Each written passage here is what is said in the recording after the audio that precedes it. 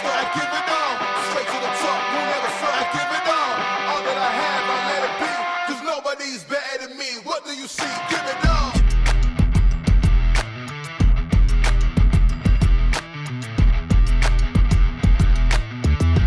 Ladies and gentlemen, please rise.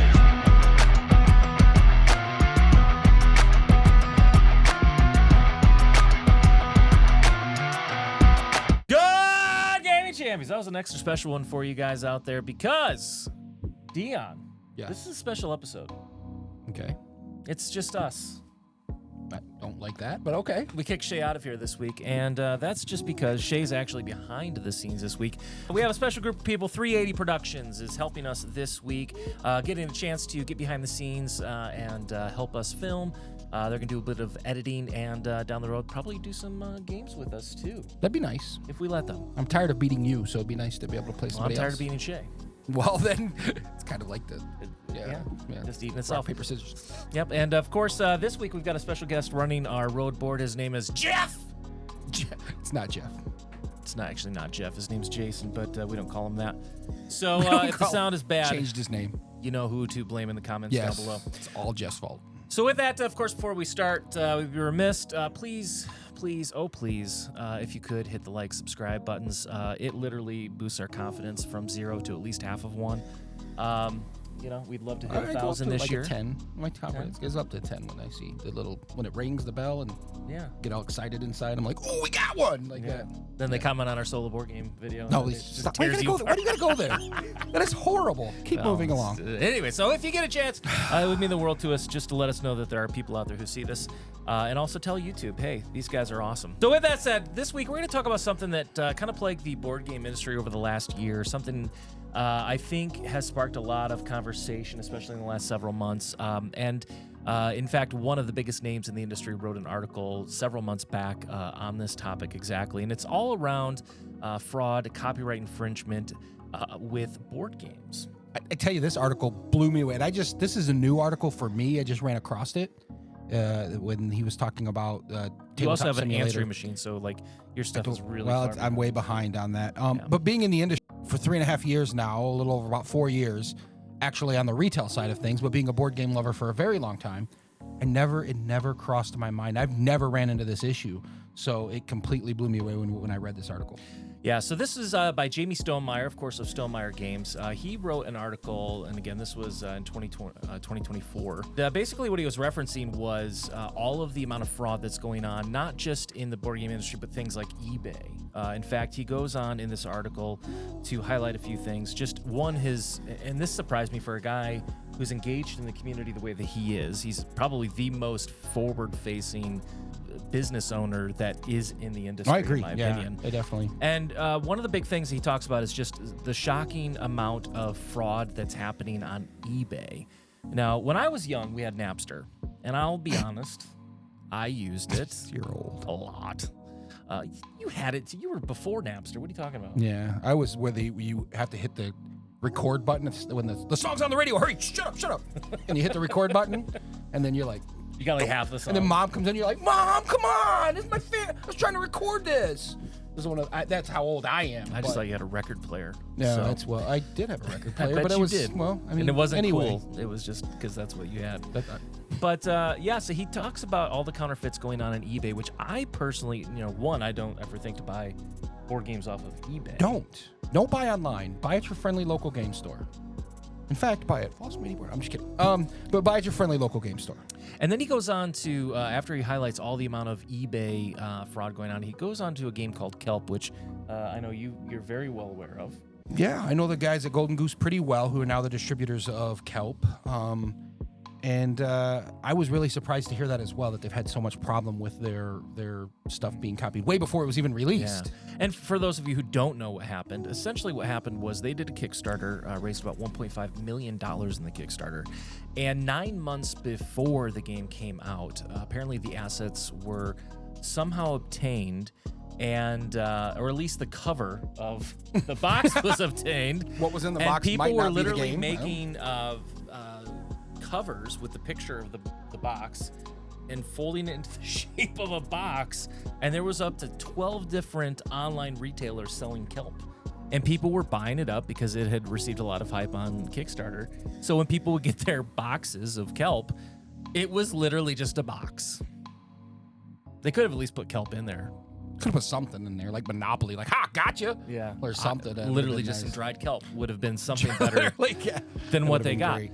And so this just, of course, creates such a negative experience for so many people who spend the money. And of course, these are companies that you're never going to see that money back, much like half the Kickstarters I've backed.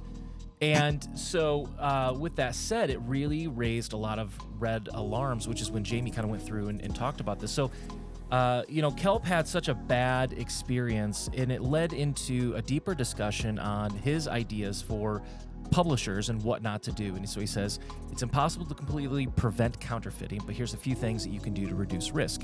Don't release print and play versions of your game, Shay. He says, include components and component qualities that are difficult to counterfeit. He said, try to work with a variety of distributors, localization partners worldwide so people everywhere have the option to buy them. We paused our partnership with Russian publishers in 2022 because of everything going on with Ukraine. But the last one he said, and this is kind of what sparked a lot of conversation when we were doing some filming the other night, was he says, don't use Tabletop Simulator. What completely surprised me. I did not know that none of that, or majority of that, was not backed or supported by the publisher or the distributor or somebody saying, yeah, that's good, go ahead and do that. When I read that article, I actually did a deep dive into Tabletop Simulator. I'm more of the guy that if I want to play a board game, I don't play it on my PC or I just don't play it anywhere but as a board game. Now, granted, I've got a great place to do that at in Voss Media Board Game Cafe that I can come in and have friends to sit across from or set up play nights here and get that fix. So I don't have to turn to Tabletop Simulator or Board Game Arena. So for me, I've always been against these. But to find out that Tabletop Simulator, as large as they are and how many games that they have on there, that is kind of fraudulent in a way, I would almost say criminal, really blew my mind, because it's what everybody, when they're talking even in the store, I hear, oh, we play on TTS tonight? Okay, I'll catch you out. I'm like, oh, I'm not into that, so good luck. I mean, you and Shay even have a BGA thing that you do on the channel. Now, BGA is a little bit different. We'll get into that. But even for that, that's why I thought that it wasn't a big deal. Like, it's all supported. To find out it's not is extremely surprising for me, that one of the things he says is do not use Tabletop Simulator. Yeah, and so for those of you who don't know what Tabletop Simulator is, basically it is anywhere from $5 to $15 piece of software that you can get on Steam, specifically, and then through the workshop, anybody can go through and create their own board games. That's kind of what Berserk Games had created it to be initially, was a platform that you could use generic assets and create games through. Now, what's unfortunately happened is that, and of course in this day and age where it's so easy to take everything online, people literally scan full assets of entire games, every card, every rule book, every audio file. If it's a app-driven game, everything is authentically in the game itself. Yeah. And so now you're creating this new issue of fraud or copyright infringement, which is really more of what it is. Well, I mean, in my previous career, of course, we know I did video game development, and that's very, important when you're supporting an artist to use, pay that guy for his work, right? To use his design, or to even, if it's anything even close to his idea, to pay him for what he's done. They don't, and a designer doesn't make a ton of money. Right. It's like $1 a box, I think we were discussing earlier. So, it's they're not going to get rich off of it. So you sell 1 million copies, you're not going to get rich off of a game. But what will happen with things like this, if they're mass producing them or illegally taking them, you're taking that away from them. And there are people like you that go on there and use it for the good. And that's great. I'm glad to hear that, because that does make me happy. However, I do feel I would love to see the numbers on that, and definitely comment below. If you're that type of person that looks at it just to kind of look at it, then go buy it, or you're the kind of person that goes, well, I've got it on TTS, why would I ever buy it? If I ever want to play it, I'll just boot this up. Actually kind of made me wonder. I started looking into Berserk Games a little bit, who are based out of Florida, because it did kind of shock me from the perspective of how are they not getting sued. Yeah, that surprised me too. And so basically they kind of, if you look at their site, they do a really good job of sidestepping a lot of fair use rules, because again, what they've done is they've effectively said, here's the generic assets, almost like an Unreal Engine in video games. Here's generic assets that we've created, and then you take it from there. And then they effectively kind of go hands off and say, okay, well, if these individuals do something nefarious with it, that's between them, Steam, and the publisher developer. And they have found a way to kind of prevent themselves from being engaged with that, which is surprising since it is the platform that is used for it. Well, and that, I think, with like YouTube, for instance, they have watchdogs on there that if you use more than a 5-second snippet of somebody's music, they're like, muted. You're not allowed to use that. You know, and so I think there has to hold some responsibility on the person who created. I know they're not making a ton of money, but they are selling it as a tool. There's between 3,000 to 4,000 games that come out this year. How are you going to stand out? So that's okay if you're using that tool, but you are the designer and you are the developer that's utilizing that tool for that. So I think there's two separate conversations there, because what you're saying is legal. That's a legal way of doing it.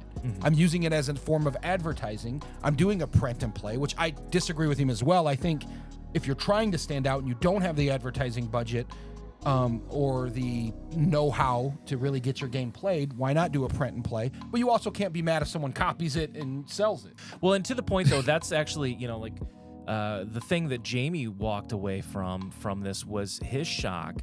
And I'd be curious to see your reaction or how you think the community here at your store would feel. Is he says, I was baffled in a group chat on Facebook that a few people actually seem to condone the practice. I really don't think there's any gray area here. Counterfeiting is theft. It's unethical and immoral. A game being unavailable in a specific place does not justify the game being illegally copied. I agree with him 100%. And I think most people that would look from this side, that has been in the development side, has to look at it that way, that it is theft and it is taking someone's IP or someone's right to make their, whether it's $1 a box or whatever it is, and you're taking that away from them. But again, I'm all about supporting your local communities, for supporting friendly local game stores. I've been about that this entire time. So for me, it's hard for me to step on the other side and go, yeah, I don't see anything wrong with that. I see a lot wrong with that. So I guess here's the thing, and we'll kind of wrap up with this, is if you were making your own board game right now, and you obviously know that this is the landscape, there's a very high likelihood somebody's going to take your intellectual property and try to put it online. You also know that the legal fees to try to fight something like this is almost counterproductive to what, the cost versus reward is going to be. So do you think that you would probably be one of the companies who says, you know what, instead of letting somebody else steal our stuff, let's create our own tabletop simulator and put it out there so that way we know the quality's good, that we've done it? Or if you were making the board game, would you want to stay away from the digital asset for fear that you're going to lose sales?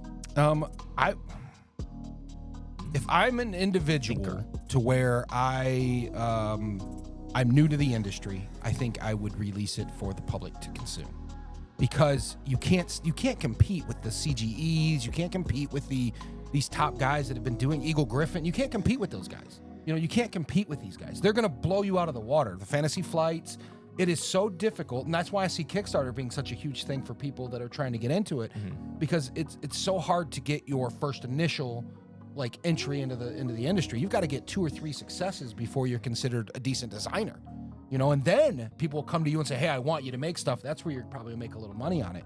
But you're not, board gaming is not something that you're going to, I don't think so. And maybe Jamie could prove me wrong, but you're not going to retire on without a library of games. To answer your question, me personally, it'd be very hard for me to say let's do that unless I know that I'm just creating something for the world to enjoy. I think it's more like, for me, if you had confidence in what you made, real bravado with it, I'd be like, yeah, let's make a TTS, let's let everybody get their hands on it, let them play it, let them feel it, because they're gonna freaking love it.